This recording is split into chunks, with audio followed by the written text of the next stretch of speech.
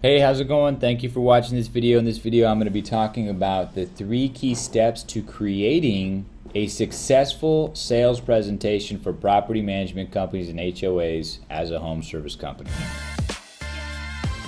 Hi, my name is Raleigh with pmhoa.pro, and we help home service companies build profitable and long-term relationships with property management companies and HOAs. Link is in the description for more information. Now, in this video, what I wanted to go over was some of the steps in creating a successful sales presentation for PMHOAs. Okay. Now, if you don't know that you need a presentation for property management companies and HOAs, you got to watch my other videos. It's so important.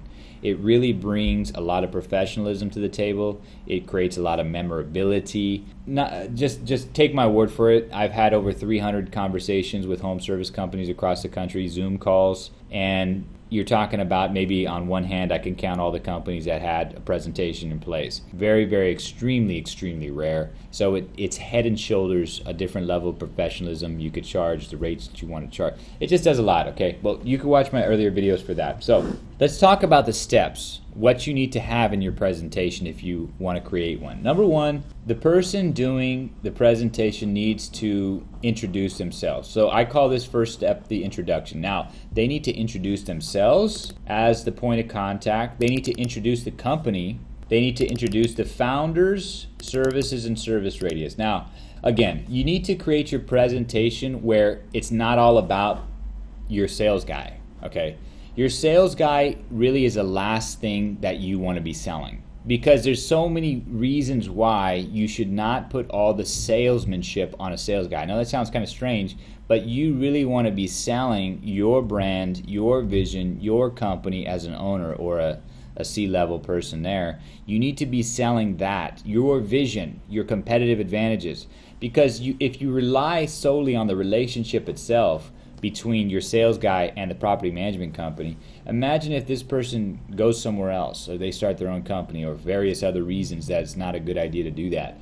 You really need to you really want to introduce the company, the founders, other people there, so that the property management company has more than one contact at the company and feels somewhat familiar with the company other than just that individual. Of course, you need to introduce your services and service radius. This is like ABCs here, but it doesn't always happen that way, that this stuff is introduced, right? You might have a service. Let's say you're a plumber and you like doing water heater restoration or something like that. They might not know that you have that as a service. They might just think that you fix leaks or something like that, fix toilets, and yet you have a very profitable branch of your company that they didn't really put one and one together. You cannot rely on the customer to understand what your services are. You have to lay it out like, building blocks for them. All right, the introduction phase. This is step one. You have to introduce. This should be about 4 minutes. Then, competitive advantages. Now, I talked about this in my earlier videos. You really need competitive advantages. What are competitive advantages? You have to be able to distinguish yourself from your competitors and speak to that audience. Okay, you're going to speak to property management companies different than you would the consumer market, because they have different needs. One's an astute buyer, maybe the other is just a retail buyer. One's an amateur buyer, let's say. So there's different competitive advantages for each. And if you don't have competitive advantages for property management companies and HOAs, you're losing a lot of culture in your interaction with the customer. They're not going to remember you as much as if you did. And it's simple things. It's really simple things, so long as they're thought out and thought through. If you want more information on competitive advantages, check out my earlier video.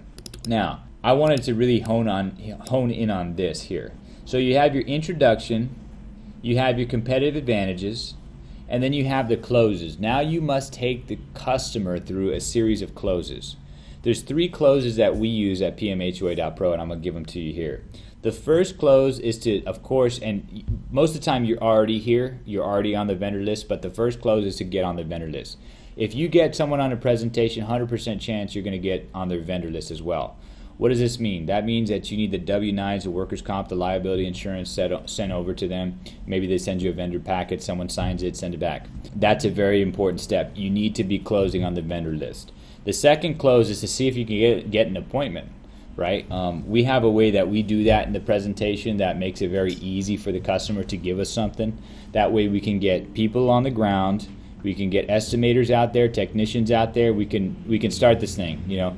And frankly, if they've given you the time of day to have a presentation, very good chance that if not immediately, very shortly they will have an appointment as well. The third close is something that not a lot of people talk about, but that is to close on another colleague at the company. The reason why I say that is because at most companies that are larger in scale, and even those that are middle scale, let's say there's 10 employees there. There's going to be about 3 or 4 of them that have individual relationships with vendors. And it's almost like having a company within a company, okay? You're going to have Tom, who has 20 properties to manage. You have Mary that has 50.